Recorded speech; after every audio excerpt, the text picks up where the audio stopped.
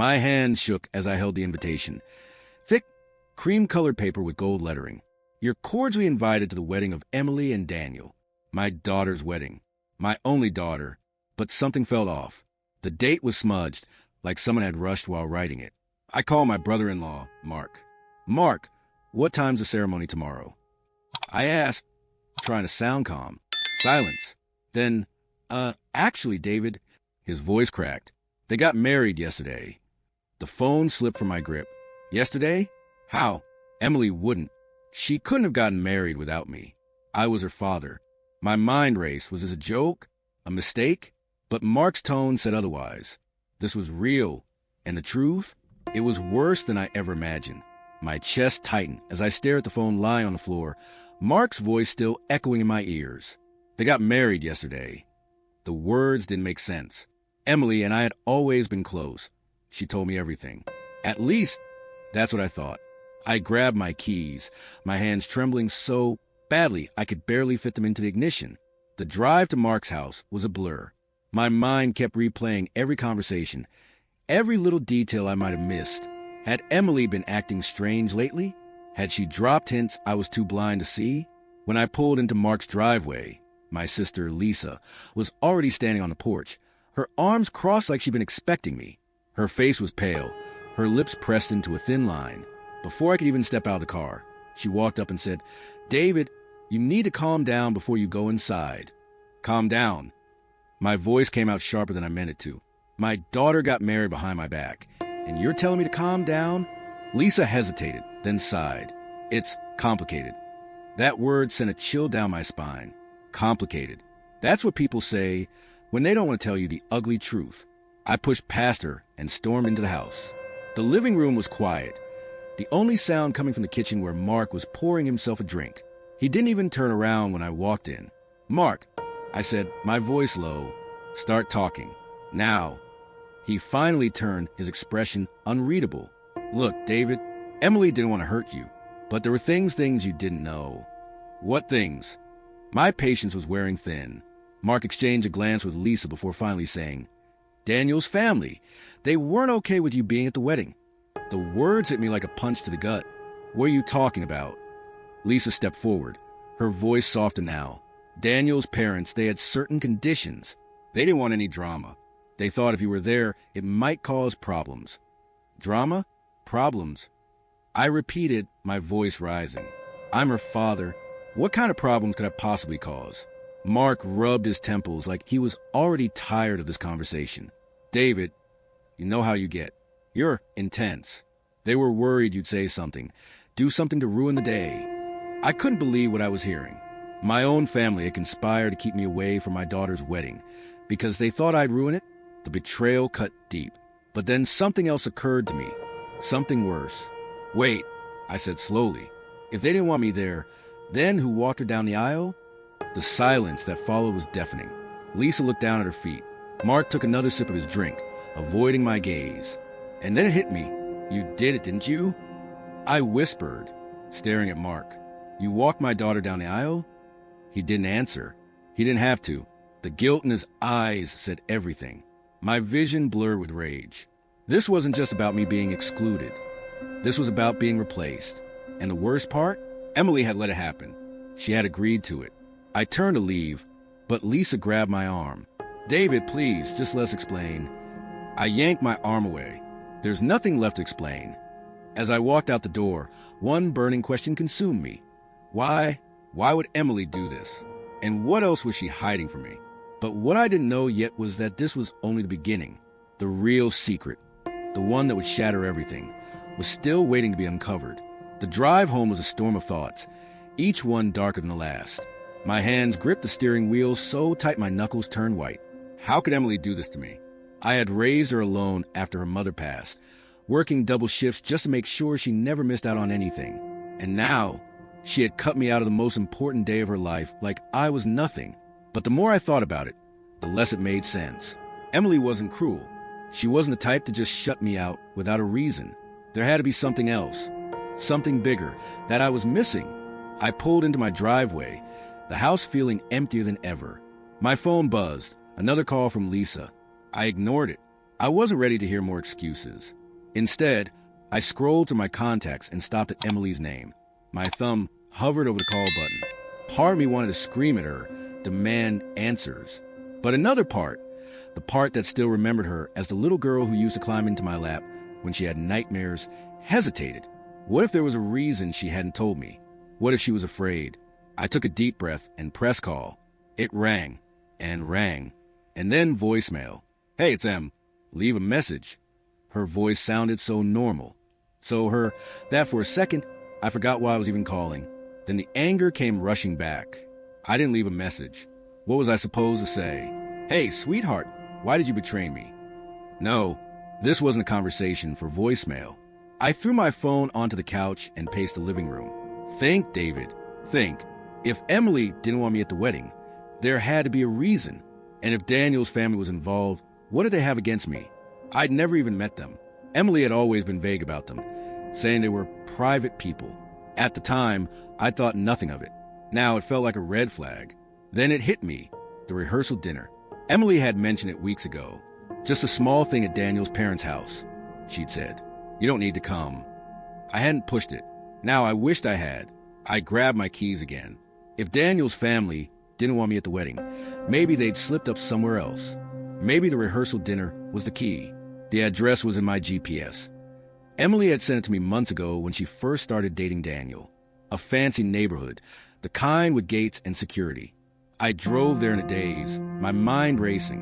What was I even going to do? Knock on the door and demand answers?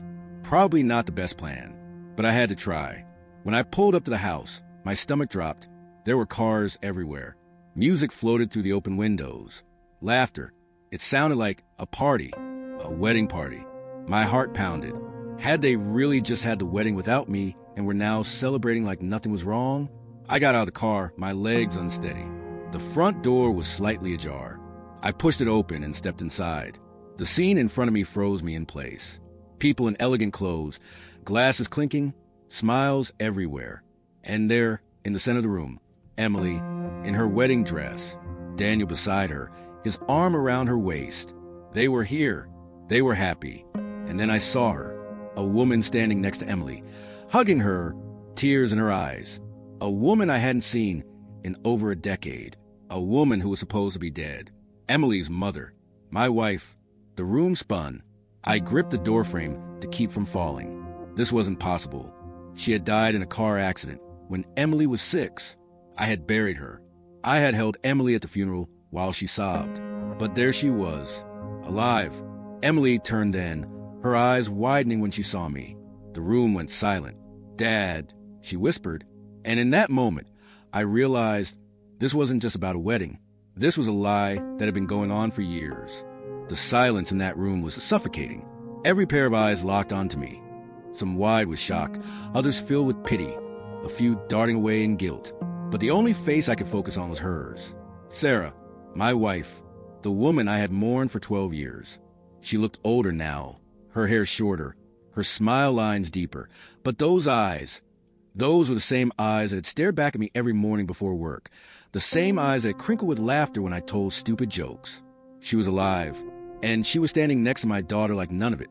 The funeral, the grief, the years of raising Emily alone had ever happened. Emily took a step toward me, her hands trembling. Dad, I can explain. Explain. My voice didn't even sound like mine. It was raw, broken. You told me she was dead. You cried at her grave. Sarah's face crumpled. She opened her mouth, but no words came out. Daniel moved closer to Emily, his grip tightening on her arm like he was afraid I'd lunge at her. The room stayed frozen, a sickening tension hanging in the air. Then, from the back of the room, a man stepped forward, tall, gray-haired, with a coldness in his stare. Daniel's father. This is why we didn't want you here, he said, his voice calm but sharp. You were never supposed to find out. Find out what? That my wife had faked her death? That my own daughter had lied to me for over a decade? My knees threatened to buckle. I needed air. I needed answers. But most of all, I needed to understand why. I turned and walked out, the murmurs of the guests rising behind me. Emily called after me, but I didn't stop. I couldn't. Not yet. I barely made it to my car before the world blurred. 12 years. 12 years of grief, of struggling to be both parents to Emily, of waking up in the middle of the night, reaching for someone who wasn't there. And the whole time, Sarah had been alive. My phone buzzed. Emily. I ignored it. Then again, and again. Finally, I looked down. Please, Dad, meet me at the park. The one Mom used to take me to. I'll tell you everything. The park, where Sarah used to push Emily on the swings, where we'd had picnics on weekends, where Emily had cried for weeks after the accident because she missed her mom so much. I drove there in a daze. Emily was already waiting on a bench, still in her wedding dress, her makeup smudged from tears. She stood when she saw me, her breath shaky. I'm so sorry, she whispered. Start talking. I said, my voice hollow. And then she told me the story, the real story. Sarah hadn't died in a car crash. She'd left, disappeared, and not just on a whim. Mom was in trouble, Emily said, her voice barely audible. She owed people money. Bad people. They threatened to hurt us, you and me, if she didn't pay. So she made a deal. She'd fake her death, disappear, and in return, they'd leave us alone. My stomach twisted. What kind of people? Emily swallowed hard. The kind you don't say no to. And then came the worst part. Daniel's family, they're connected. That's why Mom could come back now. They handled it. That's why the wedding had to be small. Secret. That's why you couldn't be there. They were afraid you'd recognize her. I stared at her, my mind reeling. My wife had faked her death to protect us. My daughter had kept it a secret to protect me. And now, the only reason Sarah could come back was because Emily had married into a family with connections. You knew? I asked, my voice cracking. All these years, you knew she was alive? Emily's tears spilled over. Not at first. I found out when I was 16. Mom reached out. She made me promise not to tell you. She said it was the only way to keep you safe. Safe. The word tasted bitter. None of this was safe. None of this was right. And then, from behind the trees, a figure stepped out. Sarah. She looked at me with so much pain in her eyes. But I didn't know what to feel. Rage? Grief? Love? Betrayal? David, she said softly. I never wanted to leave you. But she had. And now, standing here, I realized this wasn't just about the past. This was about the dangerous world my daughter had just married into. And there was no going back. The park bench felt like the only solid thing in a world that had just shattered. Sarah stood a few feet away, her hands clasped together like she was afraid they'd shake if she let go. The woman I'd loved, the woman I'd buried, alive, breathing, standing right in front of me. And all I could think was, how do you come back from this? Emily wiped her tears, her wedding dress rustling as she shifted. Dad, say something, she whispered. I opened my mouth, but no words came. What was there to say? That I understood? I didn't. That I forgave her? I couldn't. Not yet. Sarah took a hesitant step forward. David, you let me mourn you. The words tore out of me, rough and raw. You let Emily cry at your funeral. You let me break when I thought I'd lost you. And all this time you were just gone. Sarah's face crumpled. It wasn't that simple. The people I owed, they weren't just going to let me walk away. If I stayed, they would have come after you. After her. She gestured to Emily, her voice cracking. I did what I had to do. And what about what I had to do? My hands clenched into fists. You think raising her alone was easy? You think watching her hurt was easy? Emily flinched. Dad. No, Emily. You don't get to defend this. I turned back to Sarah. And now what? You're back. Because Daniel's family fixed it? Who the hell are these people? Sarah exchanged a glance with Emily. A silent conversation passed between them, and my stomach twisted. There was more. There was always more. Tell me, I demanded. Sarah took a deep breath. Daniel's father.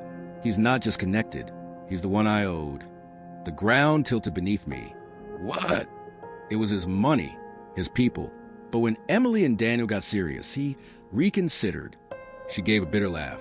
Turns out, family trumps debt. My blood ran cold. Emily had married into the family that had forced her mother into hiding, that had stolen 12 years from us. I looked at Emily, my voice barely above a whisper. You knew? She shook her head frantically. Not at first. I didn't know who they were when I met Daniel. By the time I found out, it was too late. I was already in love with him. And his father promised to fix everything if we kept it quiet. If we got married. If you never knew.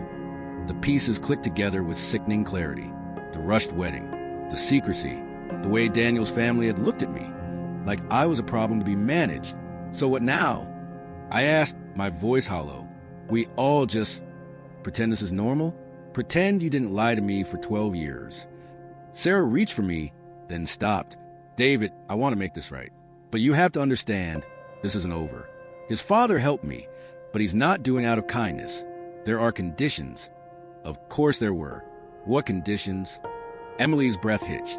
Dad, they want you to work for them. The world stopped. What? They own a chain of restaurants, she said quickly. Legitimate businesses. They just need someone they can trust to manage things. I barked out a laugh. You mean launder money? Sarah's silence was answer enough. Emily grabbed my arm. Dad, listen to me. If you say no, then what? I yanked my arm away. They'll kill me? Bury me like they buried your mother? No, but they won't protect us anymore. And the people who still want their money, they'll come. The weight of it all crashed down on me. My wife had faked her death to escape these people. My daughter had married into them to bring her back. And now I was the price. I looked at Sarah, really looked at her. The woman I'd loved. The woman who'd left me. The woman who dragged our daughter into this mess. And I made my decision. No. Emily's face paled. Dad, I'm not working for them. I'm not playing their game. I turned to Sarah. And you shouldn't either. Sarah's eyes filled with tears. David, you don't know what they're capable of. I don't care. I stepped back, my heart pounding. I spent 12 years thinking you were dead. I'm not spending the rest of my life wishing you were. And with that, I walked away. But as I reached my car, a black SUV pulled up beside me. The window rolled down and Daniel's father stared back at me, his expression unreadable. Get in, he said. We need to talk. And I knew this wasn't a request. The tinted window of the SUV reflected my own exhausted face back at me as I hesitated, my fingers trembling near the door handle. Daniel's father, Vincent Rossi, kept his cold gaze locked on me, not blinking, not speaking, just waiting. The engine idle with a low purr that felt too calm for the storm raging inside me.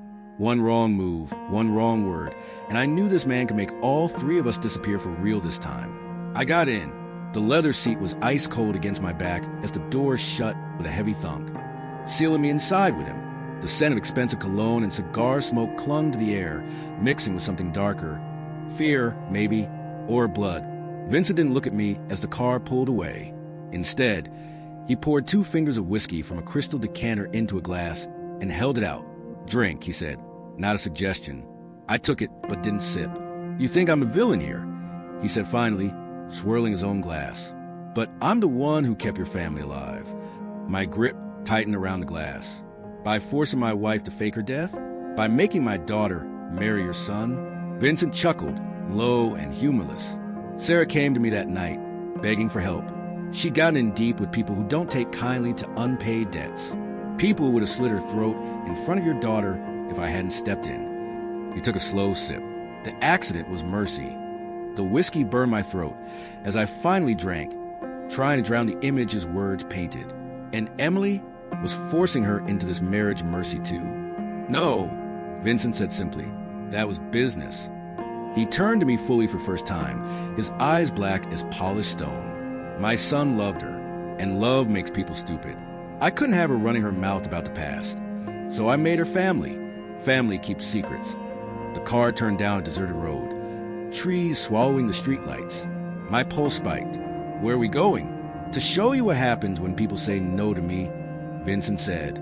20 minutes later, we stood in a dimly lit warehouse, the air thick with the smell of damp concrete and something metallic. A single chair sat in the center of the room. A man slumped in it, his face swollen and bloody. My stomach lurched. What the hell is this? Vincent lit a cigar, the flame casting shadows across his face. This is Carlo, one of the men Sarah owed. When she died, he didn't believe it. Started digging, asking questions, looking for her. He exhaled smoke slowly. Now look at him. Carlo groaned, lifting his head weakly. His left eye was sealed shut, his lips split. This, Vincent said calmly, is the alternative to my protection. I couldn't look away from Carlo's broken face. You're trying to scare me. I'm succeeding, Vincent corrected. But here's the part where you get a choice, David. Work for me, legitimately on paper, and your family stays whole.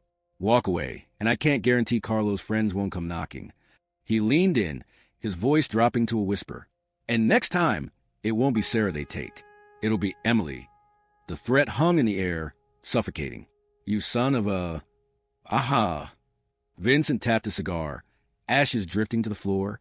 Decide now, yes or no. I closed my eyes. There was no choice. Yes. Vincent smiled. Smart man. He handed me a business card. Rossi Hospitality Group, Director of Operations. Start Monday. As the card dropped me back at my house, I stood in the driveway, staring at the card. Then I pulled out my phone and dialed the one person who might know how to fix this. My brother, the FBI agent. The phone rang 3 times before my brother, Mike, picked up. His voice was rough with sleep. David, it's 2 a.m. But the moment I said Vincent Rossi's name, I heard sheets rustling, a door closing, his tone sharpening into agent mode. Tell me everything, he said. And I did. Sarah's fake death, Emily's forced marriage, the warehouse, the bloodied man, the job offer. Mike listened without interrupting, but I could practically hear his mind working, piecing together cases, connecting dots I didn't even know existed. When I finished, he exhaled hard. Jesus, David. Rossi's been on our radar for years, but we've never had proof. Just whispers. If what you're saying is true, it is... Then this is bigger than just your family, he said. Rossi doesn't just own restaurants. He uses them to move cash, drugs, maybe even arms. But he's careful, never leaves a trail. A beat of silence. Until now. My fingers tightened around the phone. What are you saying? I'm saying take the job, Mike said. But you won't be doing it alone. 3 days later, I stood outside Rossi Hospitality's downtown office, my dress shirt stiff and unfamiliar against my skin. The business card burned in my pocket. Mike's words echoed in my head. We're the wire. Get him talking. We'll handle the rest. Simple. Except nothing about this was simple. The lobby was all glass and marble, sleek and legal, but the receptionist's smile didn't reach her eyes. Mr. Rossi's expecting you, she said, buzzing me in. Vincent's office was at the end of a long hallway, guarded by 2 men who looked more like bouncers and executives. They patted me down. Standard procedure, one claimed, but my stomach dropped when their hands lingered near my waistband, my ankles. The wire. Had Mike hidden it well enough? One guard nodded to the other, then opened the door. He's clean. I nearly sagged with relief. Vincent sat behind a massive oak desk, flipping through a file. David, right on time. He gestured to the chair across from him. Sit. I did, my pulse roaring in my ears. The wire felt like a brand against my skin. You'll start with a downtown location, Vincent said, sliding a folder toward me. Books need adjusting. You'll report directly to me. I forced a nod. Understood. Then Vincent smiled, a slow, knowing curl of his lips, and my blood turned to ice. Good, he said, because loyalty is everything in this business. And just to be sure we understand each other, he pressed a button on his desk. A hidden screen lit up the wall behind him, security footage playing in crisp detail. My living room, my kitchen, my bedroom. We're family now, Vincent said softly. And family watches out for each other. The footage changed, showing Mike in his FBI jacket, walking into my house last night. Vincent's smile widened. So tell me, David, how's your brother? The air in Vincent's office thickened like smoke, choking me. The surveillance footage still played. Mike walking to my front door, his FBI badge glinting under the hallway light. My stomach twisted. They'd been watching me before I even agreed to the job. Maybe before I knew the truth about Sarah. How many cameras were hidden in my house? In my car? Had they heard every word between me and Mike? Vincent leaned back in his chair, fingers steepled, waiting for me to crumble. But I'd spent 12 years thinking my wife was dead. I'd learned how to bury panic deep. Mike came by to check on me, I said, forcing my voice steady. After Emily's wedding, he knew something was off. Vincent arched a brow. And you told him? Nothing. I held his gaze. Family drama stays in the family. A beat of silence. Then Vincent laughed, a cold, sharp sound. You're a terrible liar, David, but I admire the effort. He tapped the screen, freezing on Mike's face. Your brother's been sniffing around my businesses for years. And now, Suddenly you take a job with me, and he just happens to visit? He shook his head. You think I'm stupid? The guard by the door shifted, his hand drifting toward his waistband. My throat went dry. This was it. They'd kill me here, then go after Mike, after Emily. I had one play left. You're right, I said, lifting my chin. Mike's investigating you. And yeah, he asked me to wear a wire. Vincent's eyes darkened, but I barreled on. But I said no, because I came to you with a better deal. Vincent stilled. What deal? You want protection from the FBI? I can give you that. I leaned forward, lowering my voice. Mike trusts me. If I feed him false intel, throw him off your trail. He'll waste months chasing dead ends. But I need something in return. Vincent's lips curled. And what's that? Sarah and Emily walk away. No more threats. No more conditions. My voice cracked. They're out. For good. The room held its breath. Vincent studied me, his gaze scraping over my face like he was peeling back layers. Then, slowly, he smiled. Interesting proposal, he mused. But here's the problem. He opened his desk drawer and pulled out a phone, my phone, tapping the screen to show my call log. The last dial number, Mike, FBI. You called him after our little warehouse chat, Vincent said. So tell me, David, what exactly did you two discuss? My blood turned to ice. They bugged my phone, too. Vincent stood, circling the desk like a shark. You have 3 seconds to convince me not to put a bullet in your skull. The guard drew his gun. I swallowed hard. I told him to back off. Vincent paused. Bullshit. Listen to the recording. I shot back. I said Rossi was too powerful. That digging would get him killed. I protected you. A gamble. A desperate one. But if they hadn't heard the actual call, if they only knew I dialed him. Vincent snatched the phone, scrolling. Then, to my horror, he hit play. My voice filled the room. Mike, it's David. We need to talk. Rossi's dirty, but we can take him down. The recording cut off as Vincent stopped it, his face eerily calm. Oops. The guard cocked his gun. I closed my eyes. Wait. Vincent's voice. I opened my eyes to see him smiling. I like you, David. You're scrappy. He nodded to the guard, who lowered his weapon. So here's my counteroffer. You work for me for real. Feed your brother whatever intel I choose. And in return, he shrugged. Emily lives. Sarah lives. You live. He leaned in. But betray me again and I won't kill you. A whisper. I'll make you watch as I kill them. The door opened behind me. I turned. And there stood Emily, her face pale, a man in a suit gripping her arm. Dad, she breathed. Vincent smiled. Say yes, David. The sight of Emily standing there, her wrists bruised with the suit's fingers dug in, sent a white-hot rage through me. I lunged forward. Get your hands off her. But Vincent's guard shoved me back, his gun now pressing my ribs. Emily's eyes were wide, terrified, but there was something else in them too, a flicker of guilt. Vincent chuckled. Relax, David. We're all friends here. He nodded at the suit, who released Emily. She stumbled toward me, but Vincent held up a hand. Aha, not yet. He tapped my phone against his palm. First, we make things official. He tossed the phone to me. Call your brother. Tell him you were wrong about me, that you overreacted, that there's nothing to investigate. My fingers clenched around the phone. He'll never believe that. He will if you sell it, Vincent said. Or would you rather I have Emily make the call? His smile was venomous. I'm sure she could convince him. Emily flinched. I looked at her, really looked, the way her nails bit into her palms, the way she wouldn't meet my eyes. And suddenly, I knew. You're in on this. I whispered. Her breath hitched. Vincent laughed. Took you long enough. The room tilted. Emily had known they were watching me. She'd known about the trap, and she'd walked me into it anyway. Why? The word tore out of me, raw. Emily's voice was barely audible. They threatened Mom, said they'd kill her if I didn't help. Vincent clapped his hands. Enough family therapy. Make the call. I stared at the phone, my mind racing. If I called Mike, I'd be signing his death warrant. Vincent would never let an FBI agent live knowing this much. But if I refused, Emily and Sarah were dead. Then I noticed it. A tiny, almost imperceptible flick of Emily's fingers against her thigh. A tap, a pause, 2 taps. Our old signal, from when she was little and needed help without alerting whoever was hurting her. She had a plan. I took a shaky breath and dialed Mike. David. Mike answered on the first ring.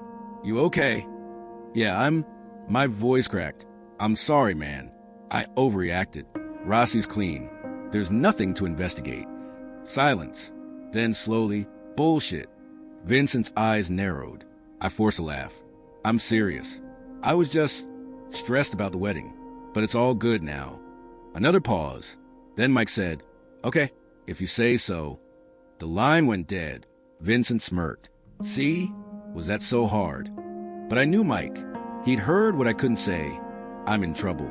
Now it was a race against time. Vincent's satisfied smirk lasted exactly 17 seconds.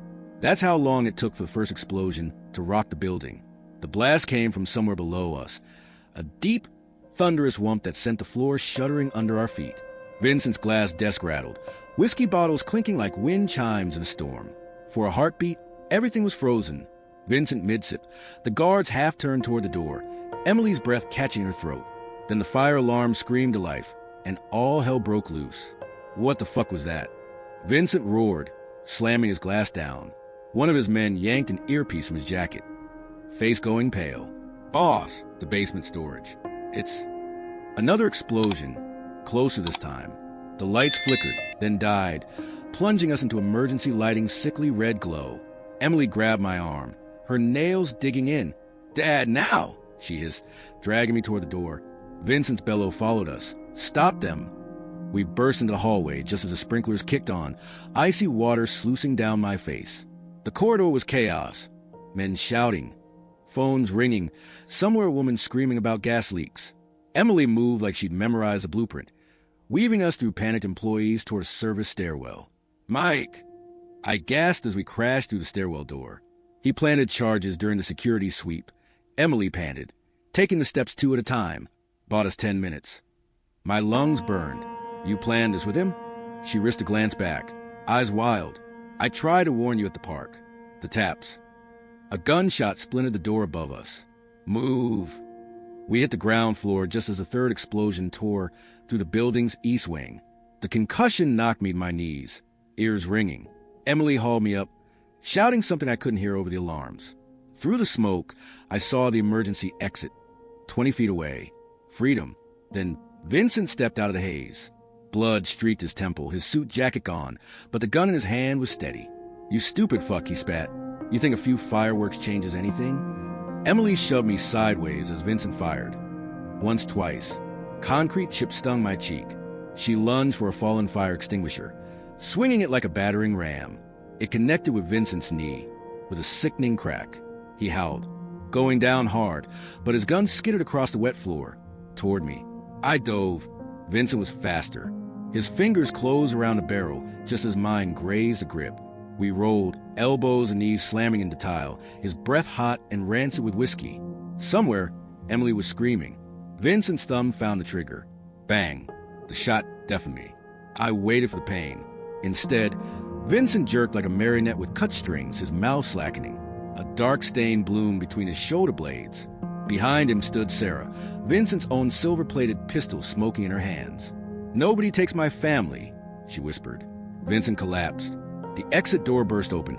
FBI SWAT, rifles raised. Mike led the charge, his shout cutting through the chaos. Down! Down now! Emily yanked me to the floor as boots thundered past. Sarah dropped the gun, her face eerily calm. Mike's gaze locked onto mine. You okay? And I managed the slightest nod. But as the agents cuffed Vincent's wheezing form, as Emily sobbed against my shoulder, I saw what no one else did. Vincent's lips moving. Not over. And in his dying eyes, triumph. The ambulance door slammed shut on Vincent's ashen face. The paramedics' frantic CPR fading behind the wail sirens. Blood streaked the pavement where he'd fallen. Too much blood. He wouldn't survive. Couldn't survive. And yet, that look in his eyes. Mike clapped my shoulder, shouting over the chaos.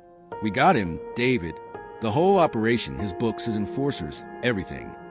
But I barely heard him, because standing across the street, partially hidden by the swirling smoke, was a figure in a tailored gray suit, watching, smiling. Daniel, Emily's husband. Our eyes met for one frozen second before he melted into the crowd. No, not possible. I tore free from Mike's grip. Daniel's here. Emily whipped around. What? He was just... But the sidewalk was empty. Mike frowned. Daniel Rossi? He's in custody. Picked him up at the wedding venue an hour ago. A cold dread slithered down my spine, because I knew what I'd seen. And if Daniel was here, then who? My phone buzzed. An unknown number. Text. Check your mailbox, David. Love, D. I ran. The mailbox outside my ruined house held a single unmarked envelope. Inside, 3 photos. Mike, entering an abandoned warehouse. The same one where Vincent had shown me Carlo. Sarah, handing a thick envelope to a man I didn't recognize. Dated 2 weeks before her death. Emily, sitting across from Daniel at a cafe, 6 months before they'd supposedly met. And a note. You really thought a man like Vincent ran anything? The Rossi name was always just a suit. One I wore when needed. PSA hi to Uncle Mike for me. The world tilted. Mike wasn't just FBI. Sarah hadn't just owed money. Emily hadn't just fallen for Daniel. And Vincent? He'd been a pawn. Just like me. The photos trembled in my hands as the truth detonated inside my skull like one of Mike's charges. Daniel, quiet, unassuming Daniel, had orchestrated everything. The fake death, the forced marriage, even Vincent's downfall. But why? What game was he playing that required ripping my family apart? A shadow fell across the photos. Mike stood behind me, his FBI vest still strapped tight, his breath coming fast from chasing me. David, what's... He saw the pictures. His face drained the color. Explain this. I growled, shoving the photo of him at the warehouse into his chest. Mike's jaw worked silently for a moment before his shoulders slumped. It was an undercover op, 2 years deep. We knew the Rossis were dirty, but we could never get close enough to the top. He swallowed hard. Then Emily met Daniel, and he chose her. Bullshit, I spat. The photos dated before they met. No. Emily's voice cut to the tension like a knife. She stood in the doorway, her wedding dress torn and smudged with ash. That's when he first approached me. When he offered the deal, the ground felt unsteady beneath me. What deal? Emily's tears cut tracks through the soot on her cheeks. He knew Mom was alive, knew she'd been working for a rival family. He said he'd protect us. Protect you, if I helped him take Vincent down. She hugged herself. I thought we were doing the right thing. Mike stepped closer. Daniel played us all. David convinced Emily she was helping the FBI, used me to get intel on Vincent's operations, even manipulated Sarah into what? I demanded. The silence stretched too long. Then, from the darkness behind Emily, Sarah spoke. Into killing your brother. I turned slowly. Sarah stood there, Vincent's pistol still in her hand, but now it was leveled at Mike. I'm sorry, David, she whispered, but Daniel promised me something you never could. What? I choked out. A real family. And then the gun roared. Mike's body hit the ground with a sickening thud, his blood pooling dark on the pavement. The gunshot still echoed in my ears, but all I could hear was the rushing of my own pulse. Sarah stood frozen, the pistol smoking in her hand, her eyes wide with something between horror and grim satisfaction. Emily screamed, a raw, shattered sound, but I couldn't move, couldn't breathe. Then, from the shadows of the alley, slow applause cut through the night. Bravo. Daniel stepped into the dim light, his gray suit immaculate, not a hair out of place. He looked at Mike's body, then at Sarah, his lips curling into a smile. I knew you had it in you, Sarah. You bastard. Emily lunged at him, but Daniel caught her wrist effortlessly, pulling her close. Now. Sweetheart, he murmured, brushing a tear from her cheek. We had a deal, remember? Your mother's freedom for your cooperation. His gaze flicked to me. And now, David, it's your turn to choose. Choose what? My voice was barely human. Daniel sighed, as if explaining to a child. Vincent was a blunt instrument, useful but limited. But you... He stepped over Mike's body, his polished shoes leaving bloody prints. You're adaptable, resourceful, and now, with your brother gone, you have nothing left to lose. He spread his hands. Join me, help me rebuild the Rossi Empire, our way. I stared at him. This monster who turned my wife into a killer, my daughter into a pawn, my life into a graveyard. The gun in Sarah's hand twitched. Was she aiming at me now? Daniel saw my hesitation and chuckled. Oh, David, you still don't understand, do you? He snapped his fingers. A van door slid open. and out stepped a younger version of Sarah. Same eyes, same smile. 20 years old. Maybe. Meet Lillian, Daniel said. Your real daughter. The one Sarah was pregnant with when she faked her death. Emily made a choke sound. What? Daniel grinned. Surprise. Your adopted sweetheart. A decoy raised to keep David in line while we groomed the real heir. The world shattered. Lillian smiled shyly. Hi, Dad. Lillian's face was a mirror of Sarah's. Same sharp cheekbones, same way her lips quirked when she smiled. But her eyes? Those were mine. The realization hit like a bullet to the chest. This girl, this stranger, was my flesh and blood, and Daniel had hidden her from me for 20 years. Emily staggered back like she'd been struck. No, that's not possible. Oh, it's very possible, Daniel purred. Your parents needed a convincing tragedy, after all.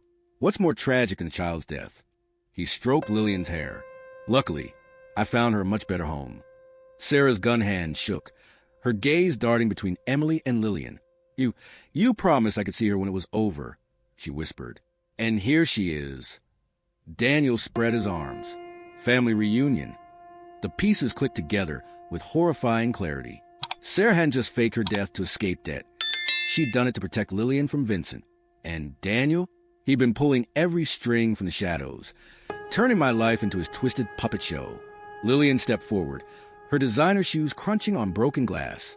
Dad, she said softly, I've waited so long to meet you. Something in her tone set my teeth on edge. Too practiced, too perfect. Then I saw it.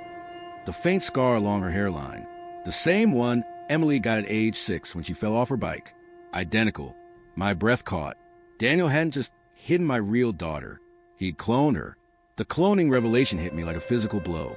My knees nearly buckled as I stared at this carbon copy of my daughter. Lillian's every mannerism, the way she tucked her hair behind her ear, even that tiny scar above her eyebrow, all perfect duplicates. But when our eyes met, there was something chillingly empty behind them, like looking at a photograph that had learned to blink. Daniel circled us like a proud artist showing off his masterpiece. Took 12 attempts to get the genetic markers just right, he mused, brushing imaginary lint off Lillian's shoulder. The first few, well, let's just say Vincent's restaurant dumpsters held more than food waste. His casual cruelty made by a rise in my throat. Emily made a wounded animal noise, her hands flying to her mouth. I'm not real. Oh, you're real enough, Daniel chuckled. Just not original. We kept you because you made the perfect control subject. Every childhood milestone, every illness. We matched Lillian's development to yours exactly. He tapped his temple. Nature versus nurture, David. Which daughter do you think turned out better? Sarah finally broke her silence, the gun now dangling limply at her side. You swore you wouldn't tell them this way, she whispered. Before Daniel could respond, Lillian moved with unnatural speed, snatching the pistol from Sarah's grasp and pressing it to Emily's temple. Enough talking, she said in a voice that was Emily's but not too cold, too precise. Father needs to choose. Now. The warehouse fell deathly quiet. Somewhere, water dripped like a ticking clock. Daniel's smile widened. Here's the game, David. One daughter leaves with you. The other, well, let's just say my scientists need fresh tissue samples. Emily trembled against the gun barrel. Dad, please? Lillian's finger tightened on the trigger. I'd rather you pick me, she confessed quietly, but I won't let you leave with it. And in that moment, I saw the truth. Lillian wasn't just a clone. Daniel had improved her. The gun's barrel gleamed under flickering warehouse lights, pressed against Emily's temple so hard it left an indent in her skin. Lillian's hand didn't waver, her grip steady, her breathing calm. She wasn't just improved. She was perfect, engineered for this moment, engineered to force my hand. Daniel circled us, his polished shoes clicking against the concrete floor. Tick-tock, David. The clock's running. Emily's tears streaked down her face, her breath coming in ragged gasps. Dad, don't. Lillian cut in, her voice eerily composed. He knows the logical choice. I'm stronger, faster, smarter. I won't get sick. I won't age like she will. I'm better in every measurable way. The worst part? She wasn't wrong. But Emily, my Emily, the girl I'd raised, the one who'd laughed at stupid jokes and cried over scraped knees and hugged me so tight it hurt. She wasn't just DNA. She was memories. She was mine. I looked at Sarah, searching for any sign of the woman I'd loved. But she just stood there, her face blank, her hands limp at her sides. She'd known. All these years, she'd known what Daniel had done. Why? I asked, my voice breaking. Sarah's lips trembled. Because they promised me you'd be safe, that we'd all be together again. At what cost? She didn't answer. Lillian's finger flexed on the trigger. Last chance.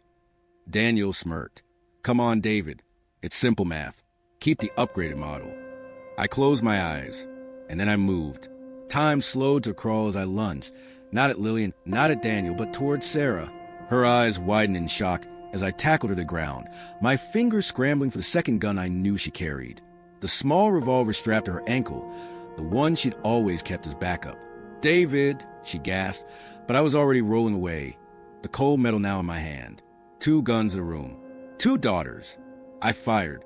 The shot went wide intentionally, sparking off the metal beam behind Daniel's head. Lillian flinched, just for a split second, but it was enough. Emily jerked sideways, breaking free as the gunshots' echo filled the warehouse. Chaos erupted. Daniel shouted something, diving behind a crate. Sarah screamed my name. Lillian swung her pistol toward me with terrifying precision. But I was already moving, grabbing Emily's wrist and yanking her behind a stack of shipping containers. Dad, what are you? Listen to me, I hissed, pressing the revolver into her hands. There's an emergency exit behind those barrels. Run. Don't look back. Emily's hands shook around the gun. I can't leave you. Another shot rang out, Lillian's bullet embedding in the wood beside us. Go. I shoved her toward the exit before turning back to face the warehouse. Daniel's laughter cut through the gun smoke. Really, David? You think this changes anything? I stepped out from cover, hands raised. No, but this does. Then I reached into my jacket and pressed the detonator. The detonator clicked with finality, a tiny, insignificant sound that unleashed hell. The first explosion tore through the warehouse's east wall, a fireball swallowing crates and machinery whole. Then the secondary charges erupted in rapid succession, the concussive force knocking me backward as flames licked up the walls in hungry waves. Through the smoke and chaos, I saw Daniel scrambling for cover, his perfect hair now singed, his gray suit smoldering. Lillian moved with unnatural calm, dragging Sarah toward an emergency exit, even as burning debris rained down around them. Then the ceiling groaned. A steel beam crashed down between me and the others, cutting off their escape, trapping us all in this burning tomb. The heat seared my lungs with every breath, but I forced myself up, searching desperately for Emily. Had she made it out? Was she safe? A hand grabbed my collar, yanking me backward.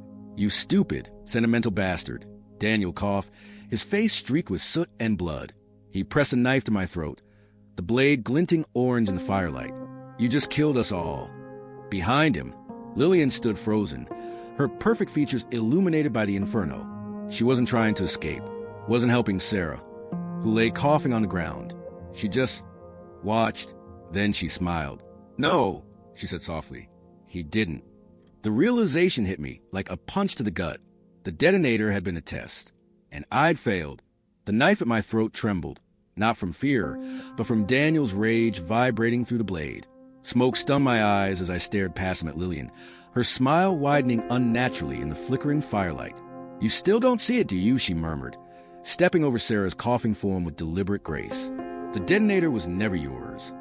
My blood turned to ice. The device in my pocket, the one I'd found in Mike's car after his death, had been planted. Daniel's grip on me loosened just enough for me to see the truth in his eyes. He hadn't known either. Lillian tilted her head, studying us like insects under glass. Father always said you were predictable, David, that you'd choose sentiment over logic every time. She tapped her temple, Mike's gesture. I just needed to be sure before phase 2. Sarah groaned, pushing herself up on shaking arms. Lillian, what have you done? The clone's smile vanished. What you couldn't. With terrifying speed, she drew a second pistol and fired. Not at me, not at Daniel, but at the last supporting beam. The ceiling collapsed in a roar of fire and steel. I lunged for Sarah as the world came apart, and woke strapped to a metal chair, fluorescent lights burning my retinas. Lillian's face swam into focus, now wearing a lab coat over her wedding dress. Behind her, monitors displayed footage of Emily running through alleys, pursued by shadowy figures. "Welcome to the real game," she said, injecting something cold into my fore. "Let's see how long your real daughter lasts."